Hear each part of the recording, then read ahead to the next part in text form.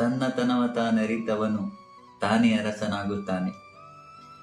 ಈ ಸಾಲ್ಗೆ ಪೂರಕ ಅನ್ನೋ ಹಾಗೆ ಒಂದು ಹಳೆ ಕತೆ ಇದೆ. ಒಂದು ದೊಡ್ಡ ಬೆಟ್ಟದ ಕೆಳಗಡೆ ಒಂದು ಕುರಿಗಳ ಗುಂಪು ತುಂಬಾ ವರ್ಷಗಳ ಹಿಂದೆಯಿಂದಾನು ವಾಸ ಆಗಿರುತ್ತೆ. ಅಲ್ಲೇ ಇರೋ ಮೇವನ್ನ ಮೇಯ್ಕೊಂಡು, ಪಕ್ಕದಲ್ಲೇ ಇರಿತಿರೋ ಹಳ್ಳದ ನೀರನ್ನ ಕುಡ್ಕೊಂಡು ಅವುಗಳು ಬದುಕು ತುಂಬಾ ಸುಂದರವಾಗಿ ನಡೀತಾ ಇರುತ್ತೆ. ಯಾವಾಗ್ಲೂ ಒಂದೊಂದ್ಸಲ ಸಿಂಹನ ತೋಳನ ಬಂದು ಒಂದೋ ಎರಡೋ ಕುರಿಗಳನ್ನ ತಿನ್ಕೊಂಡು ಹೋಗ್ತಾ ಇರುತ್ತೆ. ಆದ್ರೆ ಈ ಕುರಿಗಳಿಗೆ ಯಾವುದೇ ರೀತಿ ಬದಲಾವಣೆ ಆಗಲ್ಲ. ಯಾಕಂದ್ರೆ ಅವು ಒಂದೋ ಎರಡೋ ಮರಿಗಳನ್ನ ತಿಂದ್ರೆ ಈ ಕಡೆ 3-4 ಮರಿಗಳಿಗೆ ಜನ್ಮ ನೀಡ್ತಿರ್ತವೆ ಕುರಿಗಳು.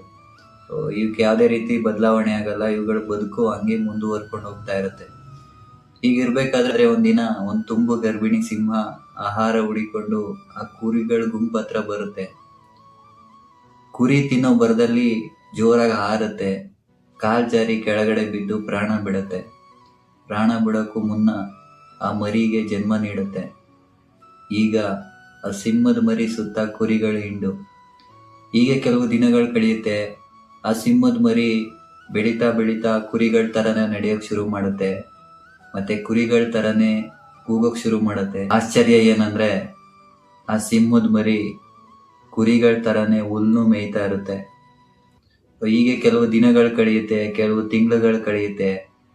ಆಗ ಅಲ್ಲಿಗೆ ಒಂದು ಮುದಿ ಸಿಂಹ ಬರುತ್ತೆ. ಈ ಕುರಿಗಳ ಗುಂಪಲ್ಲಿ ಇದ್ದಿದ್ದ ಸಿಂಹದ ಮರಿನ ನೋಡುತ್ತೆ. ಆ ಮರಿ ಕುರಿಗಳ ತರನೇ ಕೂಗೋದನ್ನ ನೋಡಿ, ಕುರಿಗಳ ತರನ ನಡೆಯೋದನ್ನ ನೋಡಿ, ಕುರಿಗಳು ತಿನ್ನೋ ಆಹಾರನೇ ತಿನ್ನೋದ್ ನೋಡಿ ಆ ಮುದಿ ಸಿಂಹಕ್ಕೆ ಆಶ್ಚರ್ಯ ಆಗಿ ಗರ್ಜನೆ ಮಾಡುತ್ತೆ. ಆ ಗರ್ಜನೆ ಮಾಡಿದ ಶಬ್ದಕ್ಕೆ ಎಲ್ಲಾ ಕುರಿಗಳು ಓಡೋಕ್ ಶುರು ಆಗುತ್ತೆ. ಜೊತೆಗೆ ಈ ಸಿಂಹದ ಮರಿನೂ ಓಡೋಕ್ ಶುರು ಆಗುತ್ತೆ. ಆಗ ಈ ಮುದಿ ಸಿಂಹ ಮರಿ ಸಿಂಹದ ಹತ್ರ ಹೋಗಿ, ನೀನು ಕುರಿ ಅಲ್ಲ, ಸಿಂಹ ಕಣಯ್ಯ. ನೀನ್ ಇರ್ಬೇಕಾಗಿರೋದು ಕುರಿಗಳ ಗುಂಪಲ್ಲ. ಬಾ ನನ್ ಜೊತೆ, ನಾನ್ ನಿನ್ನ ಇಡೀ ಕಾಡಿಗೆ ರಾಜನನ್ನಾಗಿ ಮಾಡ್ತೀನಿ ಅಂತ. ಆಗ ಮರಿ ಸಿಂಹ ಬೇಡ್ಕೊಳ್ಳುತ್ತೆ ಮುದಿ ಸಿಂಹದ ಹತ್ರ, ದಯವಿಟ್ಟು ನನ್ನ ಪಾಡಿಗೆ ಬಿಟ್ಬಿಡು. ನಾನು ಈ ಕುರಿಗಳ ಜೊತೆನೆ ಸುಖವಾಗಿದ್ದೀನಿ. ನನ್ನವ್ರ ಜೊತೆ ಬದುಕಕ್ ಬಿಟ್ಬಿಡು ಅಂತ.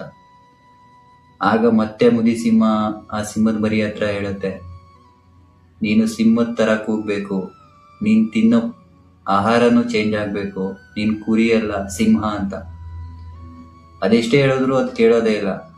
ಆಗ ಮುದಿ ಸಿಂಹ ಮರಿ ಸಿಂಹನ ಕರ್ಕೊಂಡು ಹಳ್ಳದ ಹೋಗುತ್ತೆ. ಆ ಹಳ್ಳದಲ್ಲಿ ಆ ಮರಿ ಸಿಂಹ ತನ್ನ ಪ್ರತಿಬಿಂಬನ ನೋಡಿ ಆಶ್ಚರ್ಯ ಪಡುತ್ತೆ. ಯಾಕಂದ್ರೆ ಅದ್ರ ಪ್ರತಿಬಿಂಬ ಮುದಿ ಸಿಂಹದ ತರನೇ ಇರುತ್ತೆ, ಕುರಿಗಳ ತರ ಅಲ್ಲ. ಆಗ ಮರಿ ಸಿಂಹ ಬಾಯಿನ ಅಗ್ಲ ಮಾಡಿ ಕೂಗುತ್ತೆ. ಅವಾಗ ಬ್ಯಾ ಅನ್ನೋ ಶಬ್ದ ಬರಲ್ಲ, ಸಿಂಹ ಗರ್ಜನೆ ಬರುತ್ತೆ. ಆ ಕ್ಷಣಕ್ಕೆ ಆ ಮರಿ ಸಿಂಹಕ್ಕೆ ಅರ್ಥ ಆಗುತ್ತೆ, ನಾನು ಕುರಿ ಸಿಂಹ ಅಲ್ಲ, ಮರಿ ಸಿಂಹ ಅಂತ.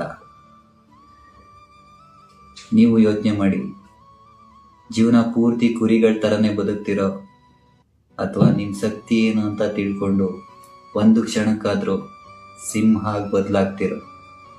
ಇದು ಕೇವಲ ವಿಷಯ ಅಲ್ಲ, ವಾಸ್ತವ. Thank you for watching. ನಾನು ನಿಮ್ಮ